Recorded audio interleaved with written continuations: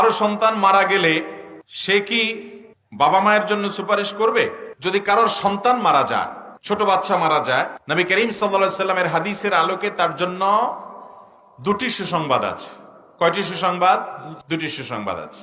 এর ভিতরে একটি সুসংবাদ হলো, যদি কোনো আল্লাহর বান্দা তার সন্তান দুনিয়া থেকে চলে গেছে, এই জন্য সে সবর করে, এই জন্য সে ধৈর্য ধারণ করে, হাহুতাশ না করে, মালাকুল মউতকে গালিগালাজ না করে, ভাগ্যকে গালিগালাজ না করে, জামা কাপড় ছেঁড়াছিড়ি, ভাঙচুর, বুক ছাপড়ানো, মাথায় আঘাত করা, গালে আঘাত করা, এরকম অসহনশীলতার কোনো কাজ না করে, যে আপনজনের বিদায়ে মানুষের কষ্ট হবে, চোখের পানি আসবে, কিন্তু মানুষ বেসবর হবে না, মানুষ আল্লাহর প্রতি অধৈর্যশীল হয়ে কোনো কুফরি কালাম বলবে না, আল্লাহর ফয়সালাকে মেনে নিবে। নবী সাল্লাল্লাহু আলাইহি সাল্লামের এই হাদিসে বলছে, আল্লাহ তাআলা তখন ফেরেশতাদেরকে বলবেন, আমারে বান্দা যেহেতু সবর করেছে, তোমরা সাক্ষী থাকো, আমি তাকে জান্নাতে একটা প্রাসাদ দিব, যেটার নাম হলো বাইতুল হামদ বা প্রশংসার ঘর। যেহেতু সে আমার প্রশংসা করেছে, তাকে আমি এরকম একটা মর্যাদা দিব, যে মর্যাদাটার নামই দেওয়া হবে প্রশংসার প্রাসাদ।